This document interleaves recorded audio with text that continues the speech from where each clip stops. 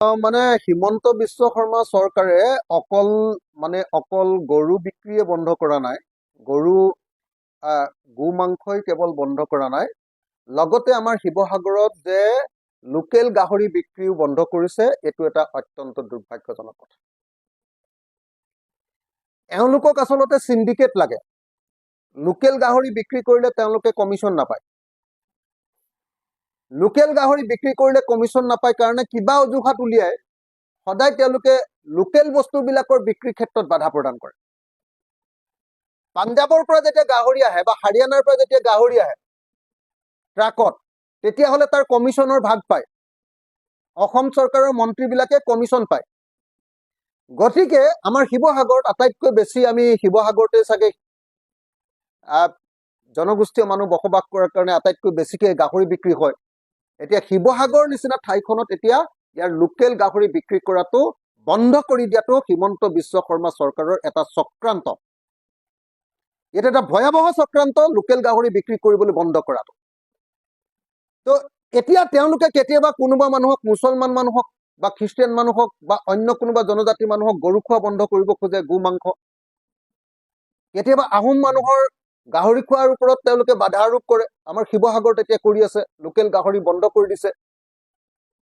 কাইলৈ কোনোবা দিন আকৌ আমি কি কয় আপোনাৰ এৰি পলু খাওঁ, এৰি পলু খোৱাও বন্ধ কৰিব এওঁলোকে কাইলৈ। আমি আমলৰি পৰুৱা খাওঁ, আমৰলি পৰুৱা খোৱাও এওঁলোকে বন্ধ কৰিব। আজি অসমৰ জনজাতি ৰাইজ আৰু আহোমসকল আৰু বেলেগ বেলেগ জাতিবিলাকে সাজ খায়, ৰাইজ ভটকা, ৰাইজ বিয়েৰ, ভটকা খায়, সাজ খায়, সাজটোও তেওঁলোকে বন্ধ কৰিব।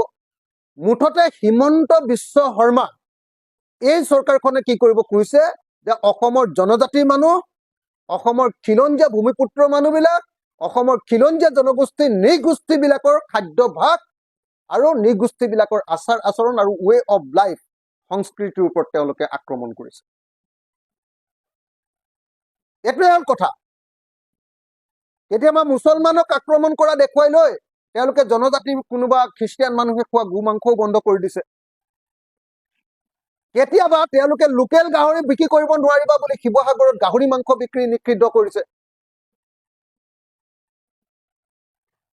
যাতে তেওঁলোকে বাহিৰৰ পাঞ্জাবৰ পৰা অহা গাহৰিবিলাকত যাতে তেওঁলোকে সিন্ডিকেট লগাই যাতে কমিশ্যন খাব পাৰে। লোকেল গাহৰি বিক্ৰী কৰিলে যে কমিশ্যন নাপাব।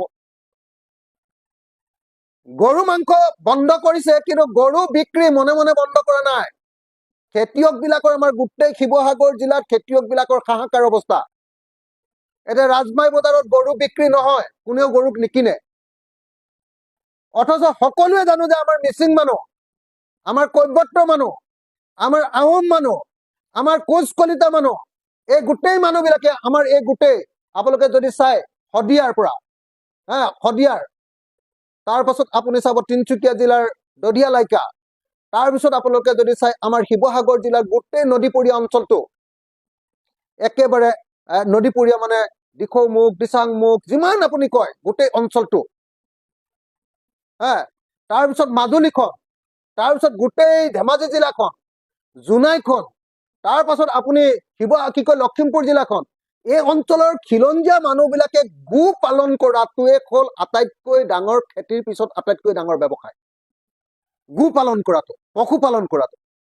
সেই পশুপালনৰ ওপৰত হিমন্ত বিশ্ব শৰ্মা চৰকাৰে আক্ৰমণ নমাইছে।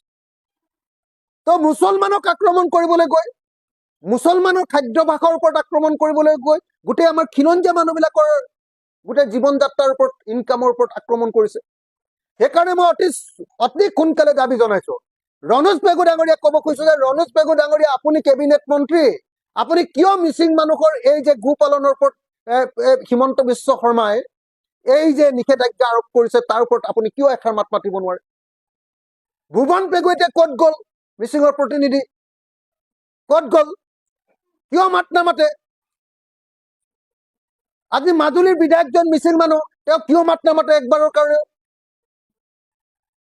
আজি ঢকুৱাখানৰ বিধায়কজন মিচিং মানুহ, মিচিং মানুহৰ গোটেই গৰু বিক্ৰীৰ ওপৰত পুৰা নিষেধাজ্ঞা কৰি দিলে। এতিয়া গৰু বিক্ৰী নহয়, মানুহৰ জীৱন বৰবাদ হৈ গৈছে, ল'ৰা ছোৱালী বিয়া পাতিব নোৱাৰা পৰিস্থিতি হৈছে, তুলনি বিয়া পাতিব নোৱাৰা পৰিস্থিতি হৈছে। পৰীক্ষাৰ কাৰণে পইচা কেইটামান উলিয়াই গৰু এটা বিক্ৰী কৰি সেইটো কৰিব নোৱাৰা হৈছে।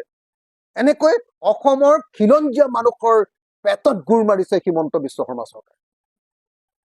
মুছলমানক আক্ৰমণ কৰিবলৈ গৈ গোটেই অসমৰ খিলঞ্জীয়া আৰু জনজাতি মানুহবিলাকৰ পেটত গুৰ মাৰিছে। আমাৰ পশুপালন গোটেই বৃত্তিটোৰ ওপৰত গুৰ মাৰি আমাৰ জীৱন জীৱিকা নষ্ট কৰি পেলাইছে হিমন্ত বিশ্ব শৰ্মা। সেইকাৰণে এই মুহূৰ্তত মই প্ৰথম কথা যে শিৱসাগৰ জিলাত লোকেল গাহৰি বিক্ৰী কৰাৰ যিটো নিষেধাজ্ঞা আৰোপ কৰিছে এইটো উঠাই ল'বলৈ দাবী জনাইছো। শিৱসাগৰৰ মাজেদি আপোনাৰ হালুৱাটিঙৰ মাজেদি আমাৰ নাগালেণ্ডলৈ যি অবৈধভাৱে ২ নম্বৰী কৰি যি গাহৰিৰ চালান দি আছে কমিশ্যন লৈ সিন্ডিকেট কৰি, এইটো বন্ধ কৰিবলৈ দাবী জনাইছো।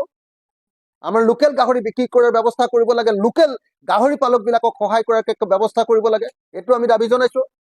আৰু লগতে আমাৰ ট্ৰাইবেল মানুহবিলাকৰ আৰু আমাৰ খিলঞ্জীয়া মানুহবিলাকৰ যিটো জীৱন আৰু জীৱিকা পশুপালন গৰু পালন এইটোৰ ওপৰত আক্ৰমণ নকৰিবৰ কাৰণে আৰু গৰু বিক্ৰী মুকলি কৰি দিবৰ কাৰণে আমি বিজেপি চৰকাৰৰ ওচৰত হিমন্ত বিশ্ব শৰ্মাৰ ওচৰত দাবী উত্থাপন কৰিছো।